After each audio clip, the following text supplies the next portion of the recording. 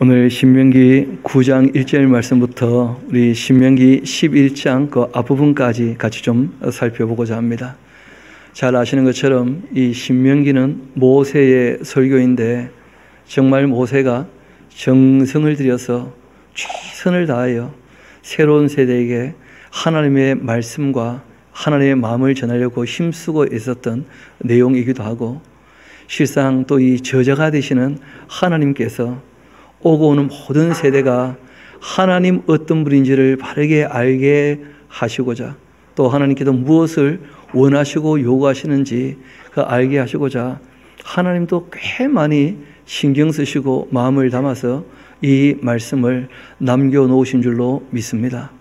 그래서 우리가 정말 그 하나님의 마음도 또 이 모세의 정성도 생각하면서 이 말씀들의 내용들을 밝히 알아가면 참 좋겠습니다.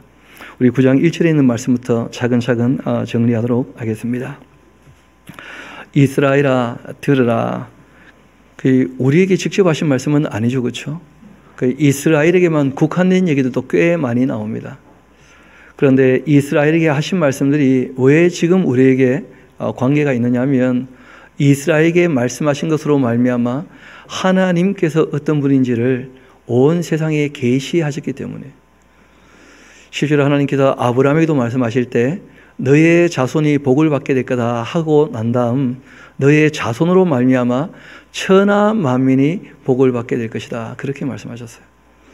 그래서 이 이스라엘에게 하나님께서 말씀하신 것을 잘 들어보면 우리가 하나님께서 어떤 분인 것과 함께 정말 인류에게 무엇을 원하시고 바라시고 요구하시는지 그 내용을 알 수 있기 때문에 이스라엘 아들아 했지만 우리가 그 내용에 귀를 기울일 필요가 있는 것입니다.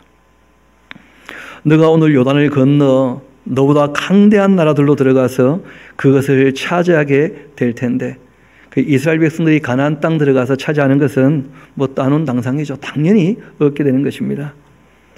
너희들이 보기에 그 성읍들은 크고 성벽은 하늘에 닿았고 크고 많은 백성은 너가 아는 그 아낙 자손인데 아주 거구의 사람들이죠, 그렇죠? 힘 있는 사람들.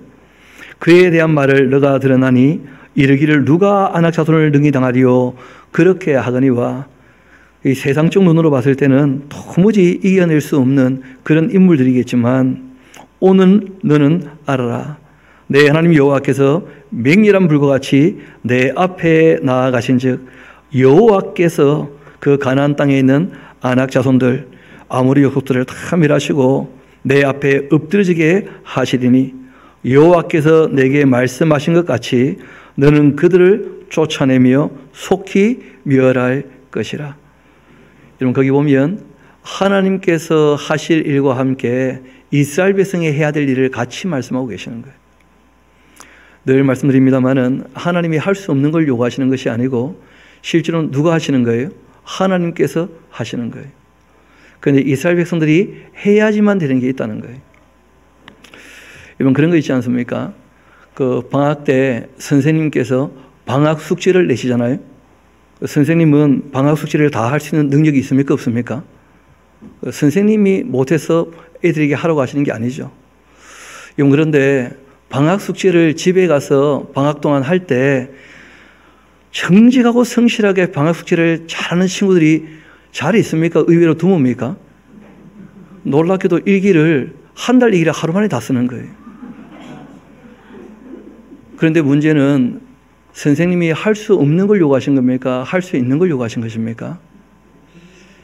거기에 이제 하나님의 마음이 아프신 부분이 있다는 거예요. 하나님은 할 수 있는 것을 요구하셨는데 하나님께서는 해주는 사람이 너무 적을 거라는 걸 미리 또 아시는 거예요. 우리 샤론의 모든 권속들은 하나님 하신 말씀에 대해서 정말 모범적으로 잘 따를 수 있게 되기를 소망합니다. 우리는 다른 분들과 다르게 성경을 처음부터 끝까지 다 읽고 듣고 배우기로 한 거 아닙니까? 그리고 이제 그 말씀을 따르기로.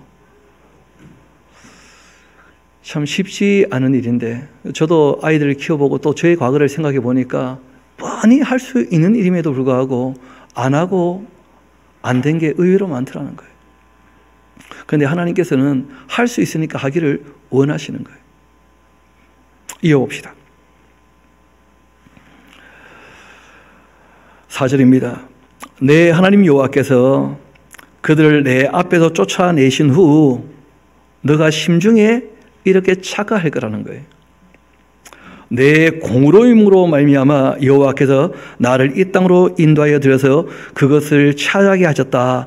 그런 착각에 빠질 거라는 거예요. 여러분, 사람이 뭘 조금 이루어 놓으면 교만해지기 쉽다는 거예요. 교만하면 하나님과 관계가 또 어려워지는 거예요. 그래서 하나님께서 다짐을 합니다. 일이 벌어지기 전에. 그걸 너가 했다 할지라도 너가 잘나서 된 게 아니라 내가 그 땅을 왜 너희들에게 주느냐 하면 그 가나안 땅에 있는 민족들이 악함으로 말미암아서 여호와께서 그들을 내 앞에서 쫓아내시는 것이다. 그러니까 지금 이 개선의 여지가 없는 악한 사람들을 어떻게 하시는 거예요? 진멸하시고 그 땅을 맡기시는 거예요. 왜냐하면 그 땅에서 해야 될 일들이 있는 것이죠. 제사장 나라 역할을 감당하기를 원하시는 거예요. 그 사명을 감당하지 않으면 그 존재 가치가 없는 것이니까 하나님께서 이스라엘 백성들에게 교만하지 말라는 거예요. 착각하지 말고 너희가 아주 공의로워서 너희가 잘나서 내가 그 땅을 주는 게 아니고 그 땅 사람들이 악하니까 그 땅을 주는 것인데 그 땅에서 이제 너희들이 해야 될 역할이 있는 것이다 하고 이제 말씀하시는 거죠. 너가 가서 그 땅을 차지하면 너의 공의로 말미암음이 아니며 또 내 마음이 청직함으로 말미암음도 아니다. 이 민족들이 악함으로 말미암아 내 하나님 여호와께서 그들을 내 앞에서 쫓아내시는 것이다. 여호와께서 이같이 하시는 이유는 너의 조상 아브라함과 이삭과 야곱에게 하신 그 맹세를 이루려고 그렇게 하시는 것이다. 여러분, 아브라함과 이삭과 야곱과 맺었던 맹세 내용 기억나십니까? 아니 뭐 저를 노려보지 마시고 또 눈을 피하지 마시고 그래도 제가 좀 다 찾아봤습니다. 그 나눠드렸던 용지를 보면 하나님께서 아브라함과 그리고 이삭과 야곱에게 맺었던 그 맹세 내용들이 다 나와요. 그 맹세 내용은 그렇게 복잡하거나 어려운 것은 아닙니다. 제일 먼저는 하나님께서 아브라함에게 창세기 12장 나오죠. 그렇죠? 2절 봅시다. 조금 굵은 글씨. 내가 너로 큰 민족이 이루고 너에게 복주어 내 이름을 창대케 할 것이다 하고 불러내신 거예요. 그리고 13장 가보면 15절에 이렇게 되어 있죠. 그 롯에게 너가 우하면 내가 좌하고 내가 좌하면 내가 우하리라 한 다음 보이는 땅을 내가 너와 네 자손에게 줄 테니까 영원히 이르게 될 것이다. 내가 너의 자손이 땅에 티끌 같게 할 테니 사람이 땅에 티끌을 능히 셀 수 있는데 너의 자손도 세게 될 것이다. 그리고 이 땅을 내가 너에게 주겠다. 그리고 창세기 15장 가보면 하늘으로 무뼈를 셀 수 있나 봐라. 너 자손이 이처럼 될 것이다. 그렇지만 이제 너희들 그 가나안 땅에 들어가서 애굽에 들어가서 이방의 객이 될 텐데 400년 동안 괴롭힘 당하고 난 다음 거기에서 이제 너희의 자손이 큰 재물을 이끌고 나오게 될 거다. 이런 말씀을 미리 다 하셨다는 거예요. 언약으로. 그래서 이제 그 땅을 주시는 거예요. 그리고 이제 17장 가보면 그런 말씀 하시죠.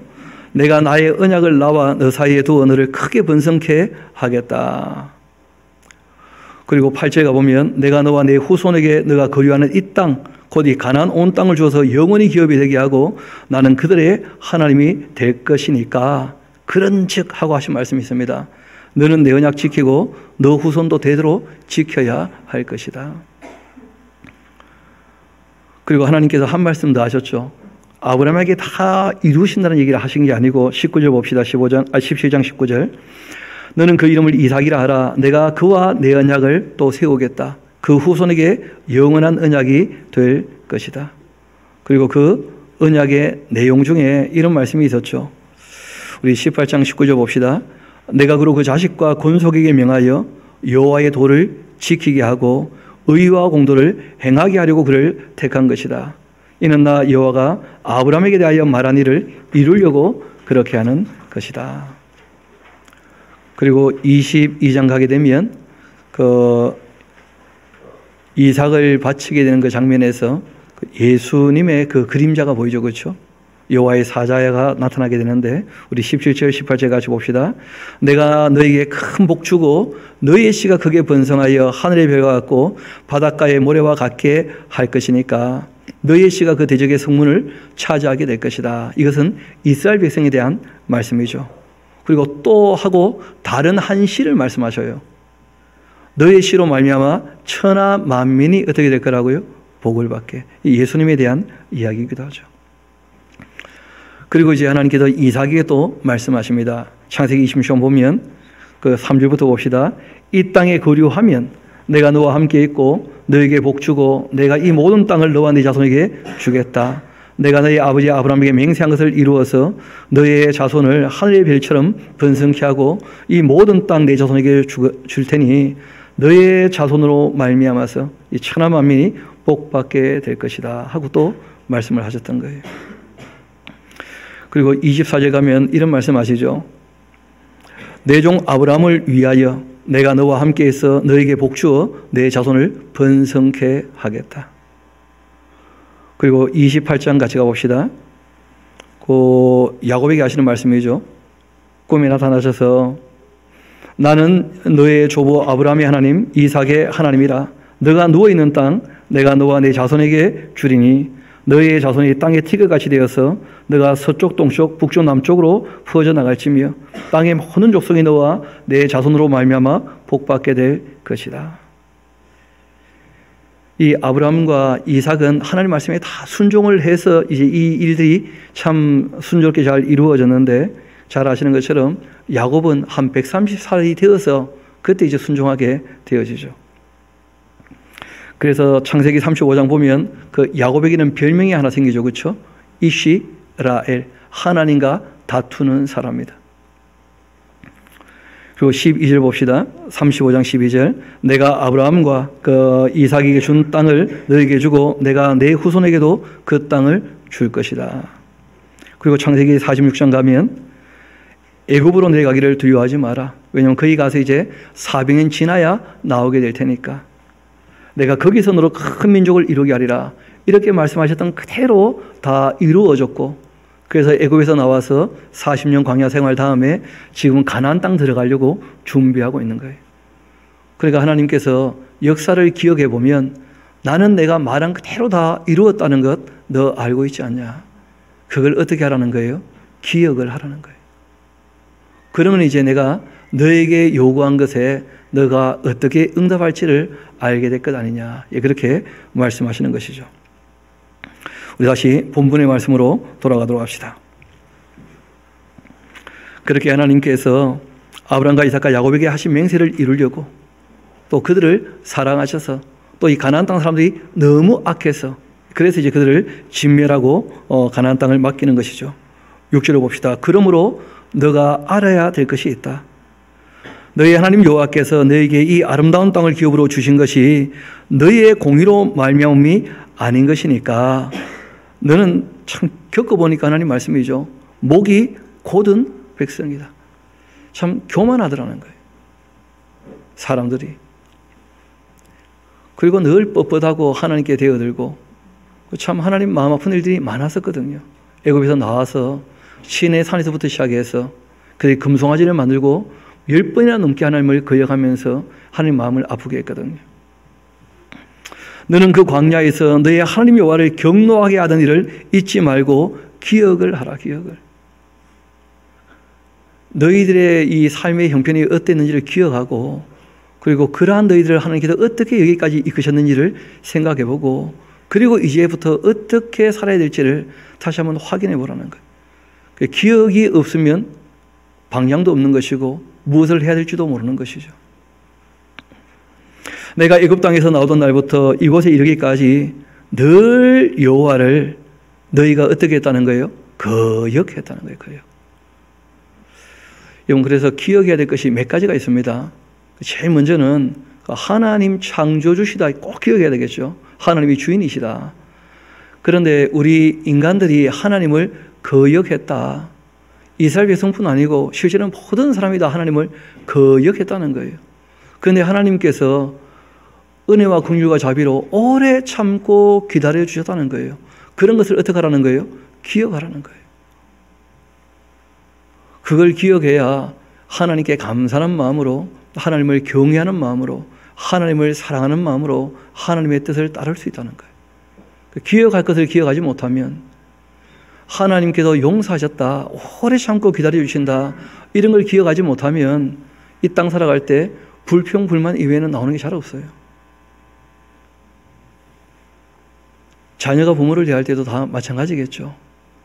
그 어릴 때 내가 기억도 나지 않지만 어린 나를 늘 보살펴 주시고 잠자지 않고 정말 진 자리 마른 자리 갈아 누이시면서 손발이 다닳도록 고생을 하셨는데 그런 것들을 기억하지 못하면 여전히 부모한테 뭘 받을 것만 생각하는 거예요. 우리가 제대로 이 역사를 기억해 보면 감사한 것 이외에는 할 말이 별로 없을 겁니다. 하나님께서 기억을 하라는 거예요. 내가 너희들에게 어떻게 대했고 너희가 얼마나 못했었는지 그걸 좀 기억을 하라는 거예요. 이어봅시다. 너희가 그렇게 다 거역을 하는 사람들이었는데 호렙산에서 너희가 여호와를 경노하게 하여서 여호와께서 진노하사 너희를 멸하려 하셨다. 그때 내가 이 돌판들 곧 여호와께서 너희와 세우신 언약의 돌판들을 받으려고 산에 올라가서 40주 40년을 산에 머물면서 떡도 먹지 않고 물도 마시지 아니했다. 이런 거기다가 1하고 좀 적어 놓으시면 좋겠는데요. 모세가 40일 물도 먹지 않고 떡도 먹지 않은 금식을 서너 번을 했어요. 한 번이 아니고.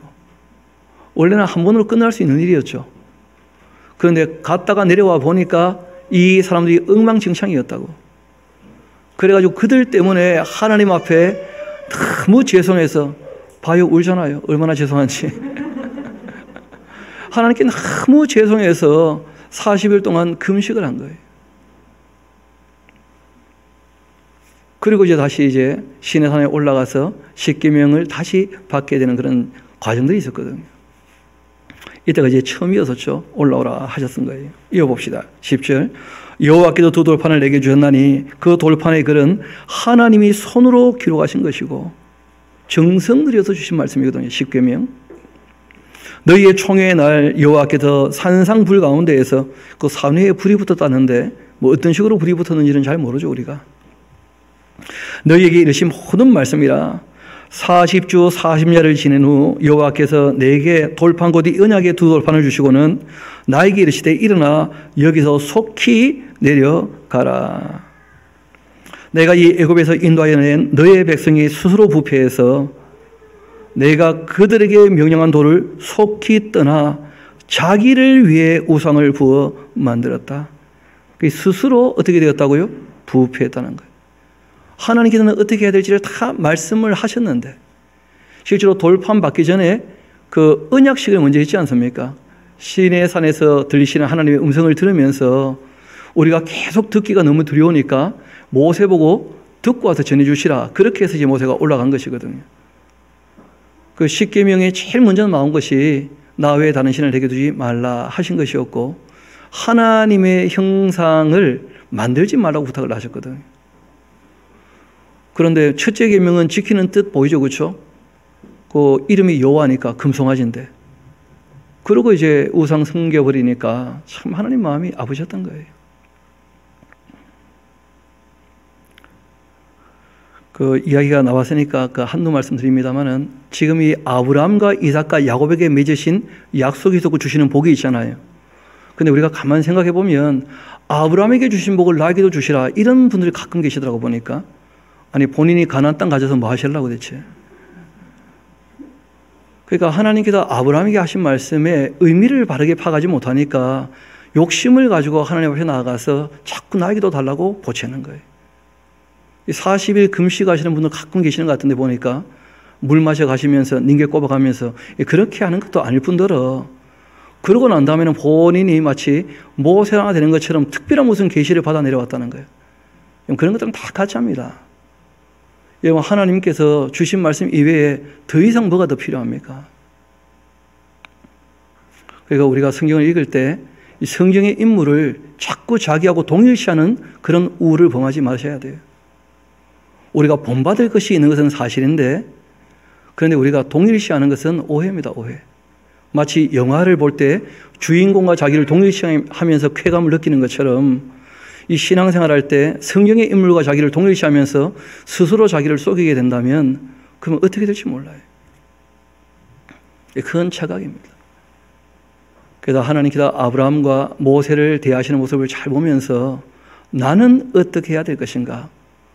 자기가 자기답게 자기 분수에 맞게 또 역사가 지나고 난 다음에 우리가 선 자리는 아브라함과 모세하고 전혀 다르지 않습니까?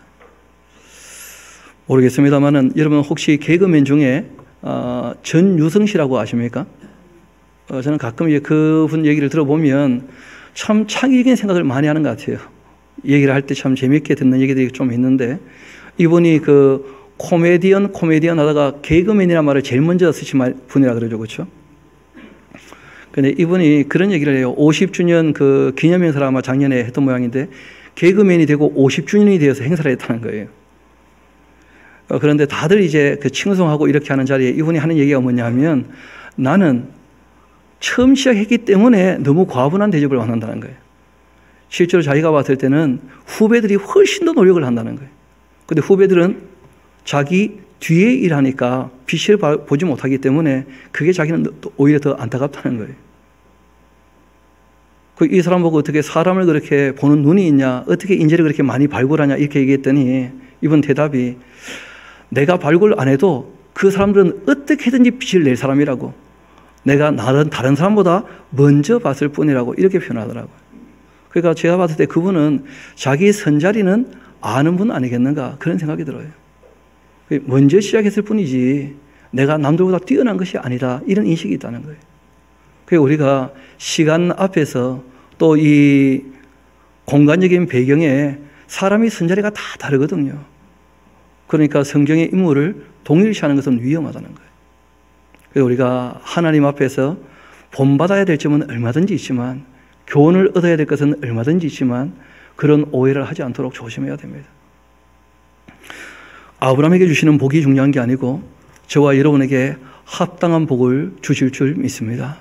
하나님이 정말 원하시는 것이거든요. 복 주기를 원하시고 은혜 베푸시기를 원하시고 돌보기를 원하시고 지켜주시기를 원하신다는 거예요. 평안 주시기를 원하신다는 거예요.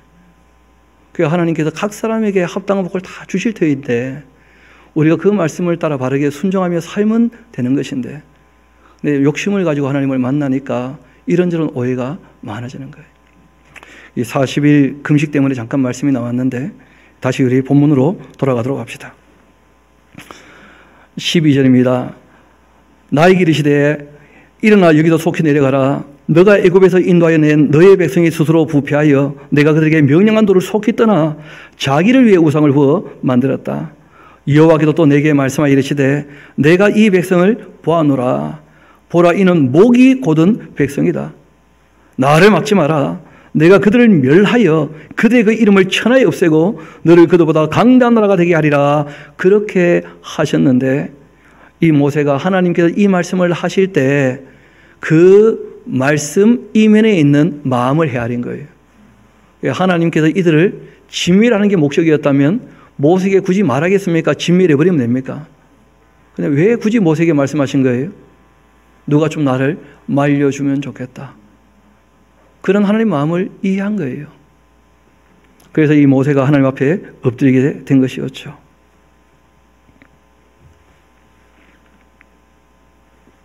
이어봅시다. 내가 돌이켜 산에서 내려오는데 산에는 불이 붙었고 언약의 두 돌판은 내 두 손에 있었느니라. 내가 보니까 너희가 너희의 하나님 여호와께 범죄하여 자기를 위해서 송아지를 부어 만들어서 여호와께도 명령하신 돌을 빨리 떠났기로 내가 그 두 돌판을 내 두 손으로 들어 던져 너희의 목전에 깨뜨렸노라. 그리고 내가 전과 같이 그러니까 물도 떡도 먹지 않고 40주 40야를 여호와 앞에 엎드렸다는 거예요. 여러분 이게 기도죠. 여러분 자기의 욕심을 위한 기도가 아니었다는 거예요. 하나님께서 이스라엘 백성들에게 노하시고 진노한다고 하시니까 그 하나님 진노 앞에서 이 모세가 대신 엎드린 거예요. 나를 죽여주시라. 그래서 하나님께서 이 모세를 보고 이스라엘 백성들에게 개선의 여지가 있다고 보시고 참아 주신 것이거든요. 기다려 주신 것이고. 이는 너희가 여호와의 그 목전에 악을 행하여 그를 경노하게 하여 크게 죄를 지었기 때문이었다. 여호와께서 심히 분노하셔서 너희를 그렇게 멸하려 하셨으므로 내가 두려워하였노라. 그러나 여호와께서 그때에도 나의 말을 들어주셔서 너희를 용서하셨다는 거예요. 왜냐하면 모세가 하나님의 말씀을 잘 듣고 있거든요. 그러니까 모세와 함께하는 사람들에게 뭐가 있다는 거예요? 개선의 여지가. 그래서 참아주신 거예요. 그래서 의인의 기도는 역사하는 힘이 있다 하는 말씀이 그런 말씀입니다. 의로운 사람이 주님 말씀을 따르기 때문에 주변에 있는 사람들에게도 하나님의 뜻에 대하여 영향력을 미칠 수 있잖아요. 그러니까 하나님께서 참아주시는 거예요. 이어봅시다. 여호와께서 또 아론에게도 진노하사 그를 멸하려 하셨으므로 내가 그때도 아론을 위해 또 기도했다. 너희의 죄 곧 너희가 만든 이 송아지를 가져다가 불살라 찢고서 티끌같이 가늘게 갈아 그 가루를 산에서 흘러내리는 시내에 뿌렸고, 출애굽기를 보면 그 다 마시게 했었죠. 그렇죠? 모세가. 그렇게 했었습니다. 그리고 이거 말씀하시죠. 너희가 디베라와 출발하자마자 원망을 냈던 곳, 불평을 했던 곳이 어디입니까? 이 다베라예요, 다베라. 그리고 마사, 무리바 기억나시죠? 물이 없어서 하나님과 다투었던 곳. 기브롯 핫다와 탐욕을 부려가지고 고기를 얻어 먹으면서 조 터졌던 곳. 탐욕의 무더기가 있는 곳. 거기에서도 여호와께서 경노하셨다는 거예요. 여러분, 실제로 이 광야길에는 하나님의 눈물과 하나님의 상처가 너무 많은 것이, 너무 마음 아픈 것이. 왜냐하면 이스라엘 백성들이 너무 하나님을 많이 거역했기 때문에 정말 사무치도록 아픈 그런 곳이 이 광야였거든. 여호와께서 또 너희를 가데스 반에서 떠나게 하실 때에 이르시기를 너희는 올라가서 내가 너희에게 준 땅을 찾아라 하셨는데 너희가 너희 하나님 여호와의 명령을 또 거역했다는 거예요. 거역했다는 말씀이 참 여러 번 나오지 않습니까? 어떻게 보면 이스라엘 나라 역사 전체가 다 거역의 역사예요. 거역의 역사.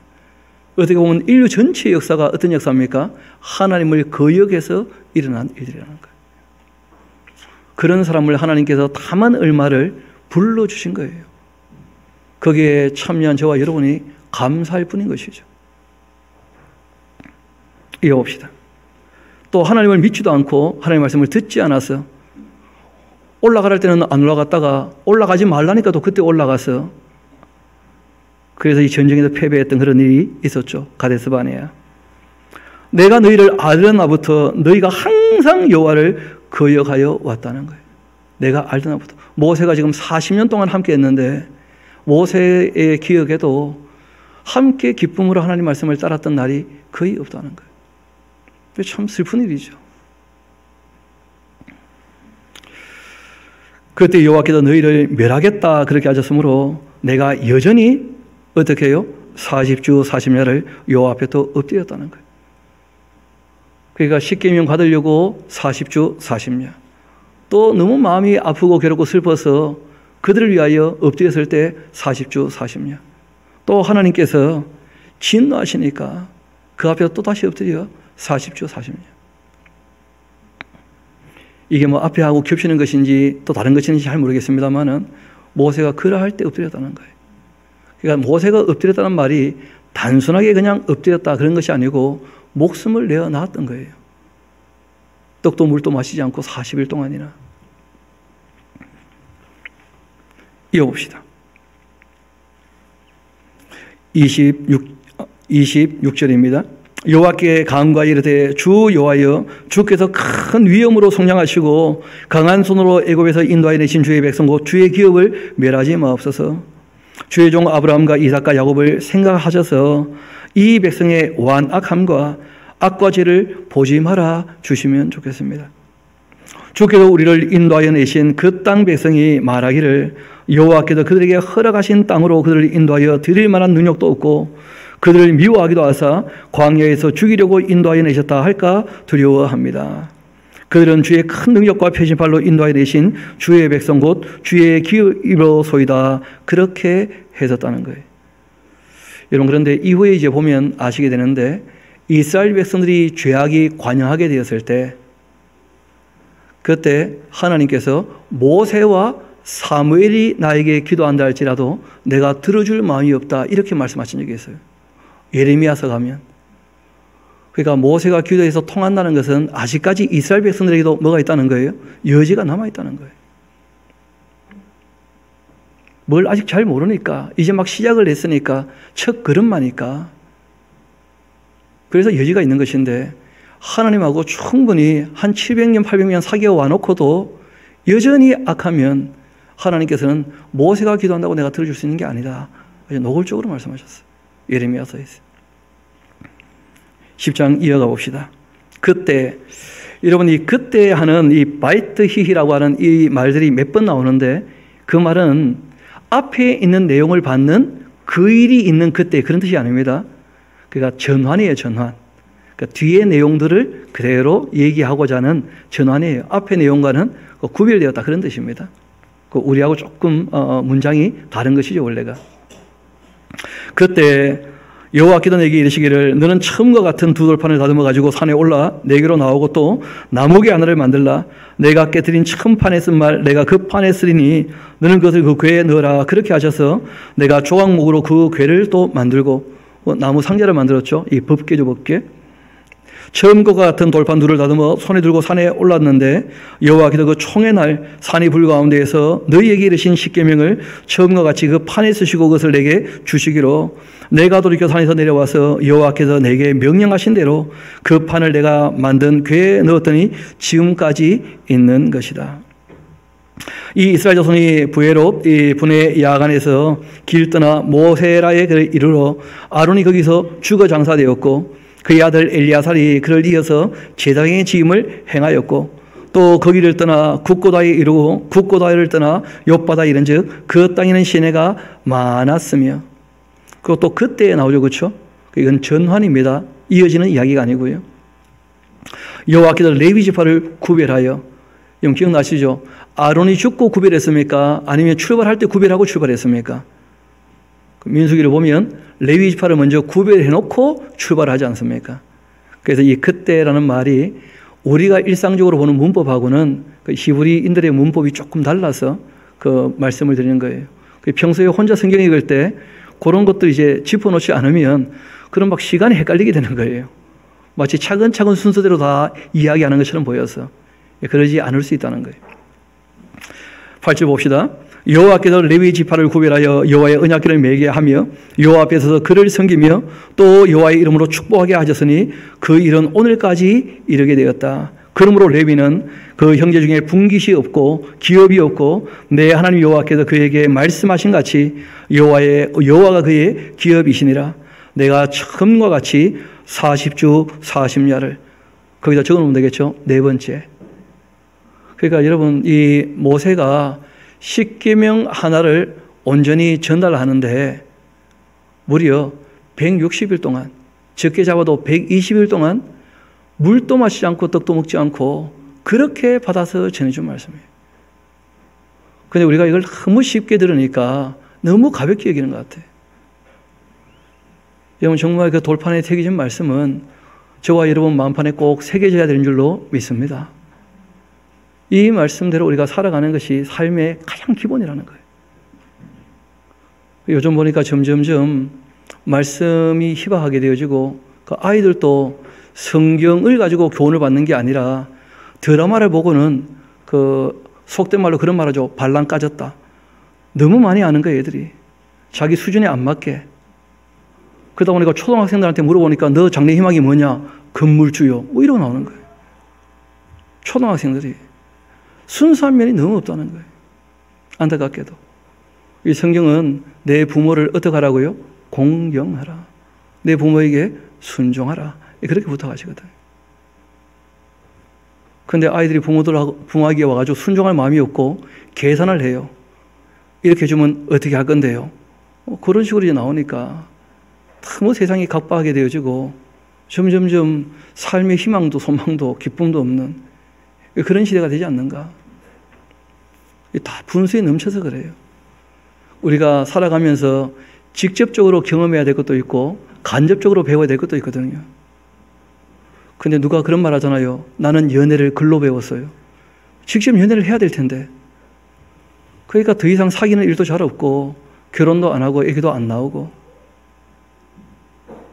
드라마를 보면서 그냥 환상에 빠져가지고 나도 저 주인공처럼 저렇게 되었으면, 그러면 그런 주인공 같이 않은 삶이라면 스스로 비참하게 여기는 가치관이 너무 엉망이 되고 말았다는 거예요. 우리가 올바른 가치관을 가지려면 드라마를 좀 끊고 유튜브를 좀 내려놓고 말씀으로 돌아올 수 있게 되기를 소망합니다.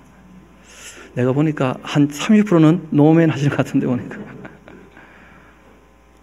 좀 내려놓으셔야 돼요. 너무 세상 물결에 휩쓸려 떠내려가는 게 아닌가. 참 이렇게 코로나19 때문에 힘들고 어렵다는데 어제 할로윈 귀신놀이 한다고 또 온 세상 사람들 다 모여가지고 이태원 실시간 보니까 길이 막혀가 못 걸어간대요. 차가 막힌 게 아니고 사람이 막혀서. 그렇게 하면서 이 나라가 편하기를 원한다는 것은 말이 안 되는 거죠. 너무 철이 없는 거 아닌가. 그런 생각이 드는 거예요. 혹시 우리 교회에서는 갔다 오신 분은 안 계시죠? 귀신 노름 이런 거 하는 거 아니에요. 이어봅시다. 말씀을. 다시 돌아갑시다.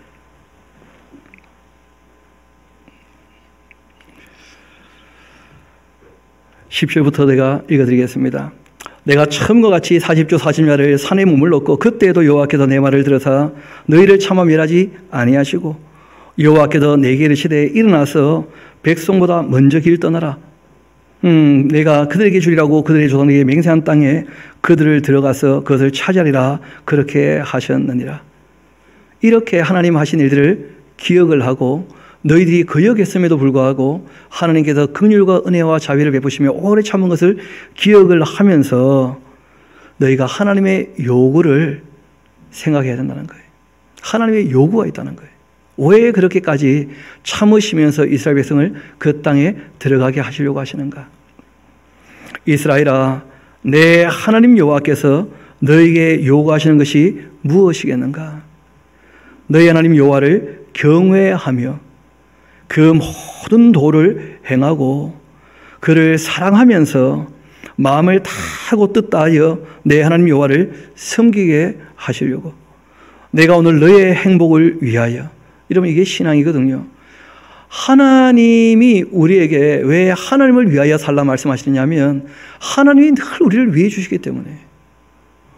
율법을 주신 이유도 거기 있습니다. 너의 행복을 위하여 너에게 명하는 여호와의 명령과 규례를 지켜야 되지 않겠냐. 여러분 한번 경험해 보세요. 말씀을 지키면 참된 행복이 오는 줄로 믿습니다. 여러분 10계명만 지켜도 우리가 참 생명을 얻고 평강을 누리게 될 거예요. 또 이 땅에서 고난받는다 할지라도 우리가 하나님의 율례와 법도를 따라 살게 되어지면 하늘에 확실한 뭘 갖게 됩니까? 소망을. 우리의 행복을 위하여 말씀하셨다는 거예요. 건강하라고, 가정이 화목하라고, 사람들과 참 평강을 누리라고, 하나님과 올바른 관계에 들어가라고. 정말 우리의 행복을 위하여 말씀하신 거예요. 이어봅시다.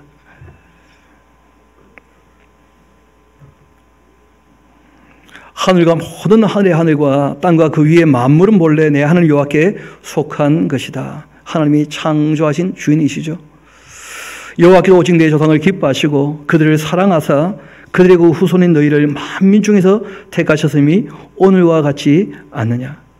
그러므로 너희는 마음의 할례를 행하고 다시는 목을 곧게 하지 마라. 그러니까 마음의 할례를 행한다는 말이 무슨 말이냐면 마음의 할례가 된 사람은 하나님을 경외하게 되는 사람, 하나님을 사랑하는 사람, 하나님의 말씀을 지키는 사람, 이런 사람들이 뭐라는 거예요? 마음의 할례가 있는 사람이에요. 그러니까 세례가 이 할례의 전통을 이어받는 것이거든요. 유아 세례부터 해서. 그러니까 마땅히 행할 것이 아이에게 전파되고 전달돼야 되는데 뭘 가르치라고 얘기하신 거예요? 하나님 경외하기를 배우게 할지니라. 마음을 다하고 성품을 다하고 힘을 다하여 주 너희 하나님을 사랑하라 하신 이 말씀, 어디 있든지 간에 자녀에게 부지런히 어떻게 하라는 거예요? 가르치라는 거예요. 그래야지 그 마음에 할례가 있게 되는 거예요. 마음에. 그리고 이어 하신 말씀이죠. 마음에 할례가 있는 사람은 더불어 살아갈 때 어떻게 하느냐? 사회적 약자에 대하여 늘 관심을 가지고 챙긴다는 거예요. 너희 하나님 여호와는 신 가운데 신이시고 주 가운데 주신데 크고 능하시며 두려우신 하나님이시라. 사람을 외모로 보지 아니하시며 뇌물 받지 않으시고 고아와 가부를 위하여 정의를 행하시는 분이시다. 나그네를 사랑하여 그에게 떡과 옷을 주시나니 너희는 나그네를 사랑하라. 여러분 참 재미있는 표현이죠. 나그네에게 누가 떡과 옷을 주시는 거예요?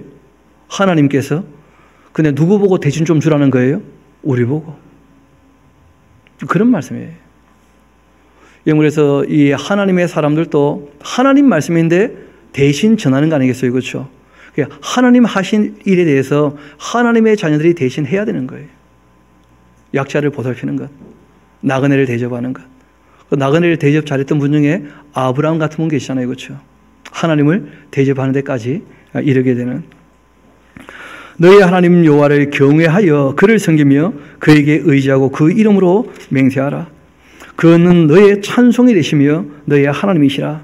내 눈으로 본 이같이 크고 두려운 일을 거기 주셔놔야겠죠. 너를 위하여 행하신 분이시다. 하나님은 늘 사람을 위해 주신다는 거예요. 그러니까 우리가 주를 위하여 사는 거예요. 자기를 위하면 그는 우상 숭배처럼 흘러가고 만다는 거예요. 인격과 인격의 관계는 사랑이 이루어진다는 게 딴 게 아닙니다. 상대를 위하여 말을 해야 돼. 상대를 위하여 행동을 하고. 그런데 아이들 얘기를 들어보면 상대를 위해서 말을 합니까? 자기를 위해서 자꾸 얘기합니까? 그래서 자라가야 되는 거예요. 남을 위하여 하는 말로 바뀌어야 돼요.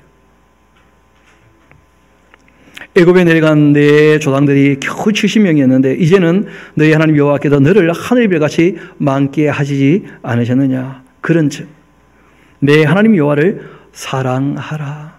이 신앙의 가장 기본이죠. 하나님을 경외하는 것, 두려워할 줄 아는 것, 그리고 그 하나님을 사랑해서 그 말씀을 따르는 것. 복잡해 보여도 신앙은 의외로 아주 단순한 거예요. 그가 주신 그 책무와 또 법도와 규례와 명령을 항상 지켜라. 그게 그거죠 뭐. 책무나 법도나 규례나 명령이나. 하나님께서 규칙으로 만드신 것도 있고 명령으로 주신 것도 있고 그래요. 또 계명으로 주신 것도 있고. 너희 자녀는 알지도 못하고 보지도 못하였으나 너희가 오늘날 기억해야 된다. 너희가 기억해야 자녀들은 경험하지 못했잖아요. 그러니까 뭐 해야 되는 거예요? 가르치라는 거예요. 너희 하나님 여호와의 그 교훈과 그의 위엄과 그의 강한 손과 펴진 팔과 애굽에서 그 왕 바로와 그 전국에 행하신 이적과 기사와 또 여호와께서 애굽 군대와 그 말과 그 병거에 행하신 일 곧 그들이 너희를 뒤쫓을 때에 홍해물로 그들을 덮어 미나사 오늘까지 이런 것과 또 너희가 이곳에 이르기까지 광야에서 너희에게 행하신 일과 그리고 루벤 자손 엘리압의 아들 다단과 아비람에게 하신 일, 곧 땅이 입을 벌려서 그들과 그들의 그 가족과 그들의 장막과 그들을 따르는 온 이스라엘이 이스라엘 한가운데서 모든 것을 삼키게 하신 일이다.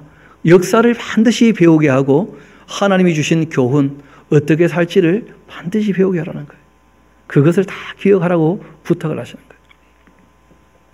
너희가 여호와께서 행하신 이 모든 큰 일을 너희 눈으로 보았지 않느냐?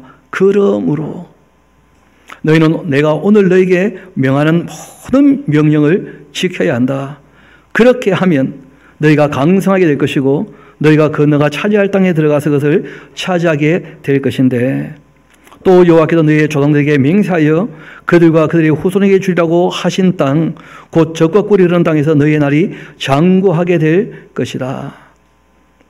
너가 들어가 차지하려는 그 땅은 너가 나온 애굽 땅과 같지 않다는 거예요. 여러분 이게 참 이거 인생의 아이러니 같은 것인데 애굽은 참 풍요로운 곳 아닙니까? 그렇죠? 그래서 굉장히 오래전부터 이 문명이 꽃피었고 문화가 창궐하고 여러분 그 쿠프 왕의 그 피라미드 같은 거 한번 봐보세요. 그 4,500년 전에 만들었다는데 그런데 뭐 어마어마하지 않습니까? 진짜 이게 사람이 지었나? 그래서 저도 초등학교 다닐 때는 외계인이 만든 줄 알았어요. 뭐 그럴 정도로 뭐 어마어마하죠. 사람의 손으로 저걸 만들 수 있겠는가? 기계도 없었는데 그렇게 얘기할 정도로. 근데 문제는 그렇게 풍요롭고 잘 살기 때문에 이 사람들이 권력을 가지는 모든 사람은 교만하더라는 거예요. 자기가 뭐가 되어 있어요? 신이 되어 있어요. 그러니까 하나님의 염려는 딴 데 있는 게 아닙니다. 우리가 8장에서도 봤던 것처럼 잘 먹고 잘 살게 되었을 때, 자기들이 힘을 갖고 부자가 되었을 때 하나님 모른다 할까 봐. 그게 하나님의 염려거든요. 그래서 하나님께서 가나안 땅에 들어가게 하시는 이유가 있어요. 거기는 하나님께서 돌봐주시는 땅에. 그러니까 하나님을 의지하지 않으면, 적당한 때에 비가 내리지 않으면 정말 아무것도 안 되는 그런 땅으로 일부러 이끄셨다는 거예요. 이어봅시다. 너가 나온 애굽 땅과 같이 아니하니 거기에는 너희가 파종한 후에 발로 물대기를 채소밭에 된 것 같이 그렇게 했다. 발로 물대기를 채소밭에. 그러니까 농사 지을 때 발로 농사 지을 수 있어요. 이러면 농사가 돼 그냥. 너무 좋은 땅이니까. 그러니까 그렇게 풍요로운 곳에는 아쉬운 게 별로 없으니까 하나님 구하고 찾지도 않는다는 거예요. 그냥 자기가 다 신처럼. 그러니까 얼마나 살기가 좋은지 미라가 되어가지고 영원히 살고 싶어서 그렇게 사람들 미라 만든 거 아니에요. 반면 너희가 건너가 차지할 땅은 산과 골짜기가 있어 하늘에서 내리는 비를 흡수하는 땅이다. 너희 하나님 여호와께도 돌보아 주시는 땅이다. 그러니까 하나님과 바른 관계를 맺지 않으면 살지 못하는 곳. 일부러 글로 이끄셨다는 거예요. 그러니까 여러분 예전에 한 말씀 드렸죠. 그렇죠? 소원이 뭐냐 했더니 우리 아버지가 건물주가 되는 게 소원입니다. 근데 우리 아버지가 너무 노력을 안 하는 것 같아요 하면서 그런 애가 있다잖아요. 여러분 그런 것이 복이 아니라는 거예요. 아버지가 너무 잘나서 자기가 아무 수고도 하지 않고 뭘 얻게 된다면 그럼 그게 저주가 될 수 있다는 거예요. 여러분 성경이 얘기하는 진짜 복은 뭐냐면 자신이 수고하고 일한 것만큼 얻는 거예요. 일하지 않았는데 많은 걸 얻게 되어지면 그것이 오히려 타락하게 되지는 재료가 되고 맙니다. 사람이 한평생 살아가면서 그 이마에 땀이 흘러야 될 것이고 그리고 수고해야 될 것이고 그리고 자기가 수고한 것을 가지고 남을 도와야 되는 것이거든요. 물려받는 게 너무 많으면 오히려 올바르게 살아가기 어려울 수 있다는 거예요. 오히려. 그러니까 여러분 기억합시다. 내가 부모에게 뭘 물려받을 수 있을 것이다. 아예 그만두세요 생각을. 하나님께서 우리에게 필요한 거 다 공급해 주시니까 그런 욕심을 내려놔야 돼요. 그러지 않으면 관계 자체가 이상하게 되고 맙니다. 왜냐하면 모든 물질 관계보다 인간관계가 우선인데 인간관계를 맺는 이유가 물질 때문이라면 그럼 불행한 거예요. 인생 자체가. 다시 말씀으로 돌아옵시다. 12절 다시 읽어드리겠습니다.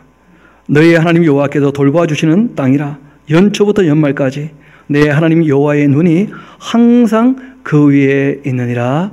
아멘. 하나님께서 이스라엘 백성들에게도 늘 이렇게 돌봐주신 것처럼 저도 여러분도 지금까지 돌봐주신 줄 믿습니다. 우리 주님께서 우리를 늘 위해 주신 것처럼 저도 여러분도 하나님을 경외하며 하나님을 사랑하며 정말 주님을 위해서 주님께서 맡긴 사명을 잘 감당해 나갈 수 있게 되기를 소망합니다. 우리 함께 기도하도록 하시겠습니다.